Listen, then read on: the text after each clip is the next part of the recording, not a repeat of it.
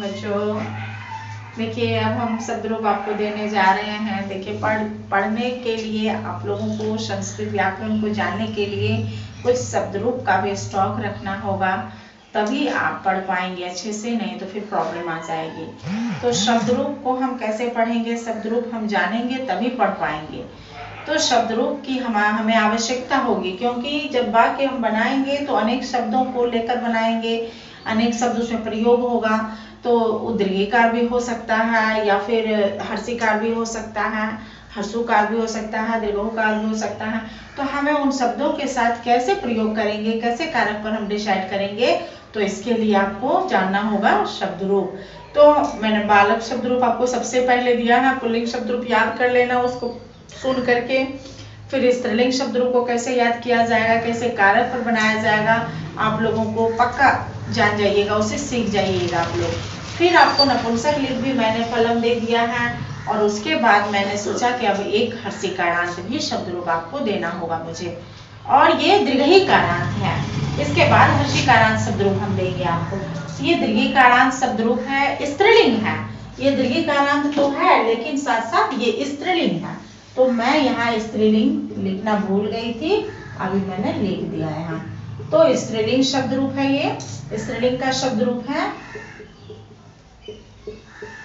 और ये क्या है, ये दीर्घिकारांत है। ये दीर्घिकारांत शब्द रूप है, चूंकि दीर्घिकार है नदी में, है ना। तो आप लोग अब नदी को पढ़ना सीखिएगा। सबसे पहले नदी शब्द रूप में पढ़ने में बहुत मिस्टेक होते हैं बच्चे को, तो छोटे छोटे बच्चे जो लोग हैं उसे अच्छे से इसे पढ़ना सीखिएगा, तभी प्रयोग कर पाइएगा। और पढ़ने में शुद्धता बहुत अनिवार्य है, इसलिए जरूरी है पढ़ने में। तो शुद्धता आप इसे सुन करके, पढ़ करके बार बार प्रयास करिएगा, तो आप पक्का सीख जाइएगा।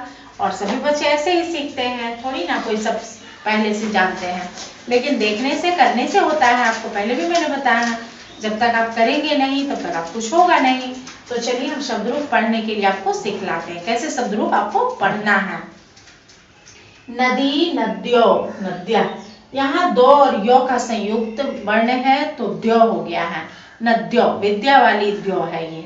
तो नदी, नद्यो, नद्या, नदीम, नद्यो, नदी, नद्या, नदीभ्याम, नदीभिः, नद्ये, नदीभ्याम, नदीभ्यः, नद्याः, नदीभ्याम, नदीभ्यः, नद्याः, नद्यो, नदीनां, नद्यां, नद्यो, नदीषु, हे नदी, हे नद्यो, हे नद्या। तो ये आपका शब्द रूप हो गया, दीर्घिकारांत शब्द रूप हो गया। अब आप इसे शब्द रूप कारक के आधार पर कैसे करेंगे, वो भी थोड़ा सा मैं इस पर प्रकाश डाल देती हूँ, ताकि आप इसे प्रयोग कर सकें।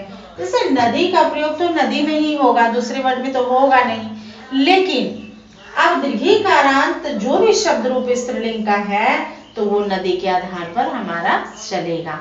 तो नदी का, जैसे कि वह नदी में मछलियां हैं, नदी में मछलियां हैं। तो अब सप्तमी विभक्ति का मैं सिखा रही हूँ सबसे पहले आपको नीचे से। नदी में मछलियां हैं, मछलियां का मतलब क्या, मीना, मीना, मीनो, मीना, है ना। नदी में, नद्याम मीना सन्ति, नदी में मछलियां तैरती हैं, तो नद्याम मीना तरन्ति, ये हो गया।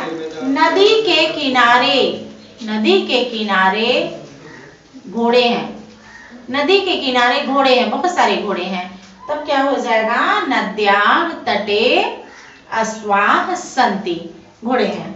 फिर यहाँ नदी, नदी का है तो नदी से अलग क्या हो सकता है, नदी का तो फिर नद्या, नदी से कोई जुदाई चीज होगा तभी नद्या का प्रयोग होगा, क्योंकि यह पदनाम कारक है।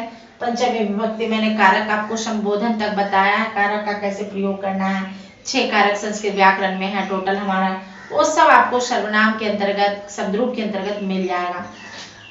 तो आप यहाँ चतुर्थी विभक्ति आ गया नद्या, तो अब नदी के लिए जो क्या होगा भाई, नदी के लिए तो वो आपको नद्या का प्रयोग होगा। अब यहाँ नद्या है, नदी के द्वारा, अब नदी के द्वारा क्या हो सकता है, तो वो जान जाइए, है ना। तो फिर नदी के द्वारा तो नद्या हो जाएगा, और नदी को यानी नदीम। तो फिर इस तरह से हमारा शब्द रूपीय स्ट्रक्चर बन गया, और शब्द रूप को हम लोग याद करेंगे, और जब तक याद करेंगे नहीं शब्द रूप हमारा होगा नहीं। और थोड़ा सा इसमें कठिनाई है, कहीं कहीं 2 यो का संयुक्त वर्ण है, तो कहाँ पर द्यो होगा और कहाँ पर दो होगा, इसको आप लोग अच्छे से जान जाइए।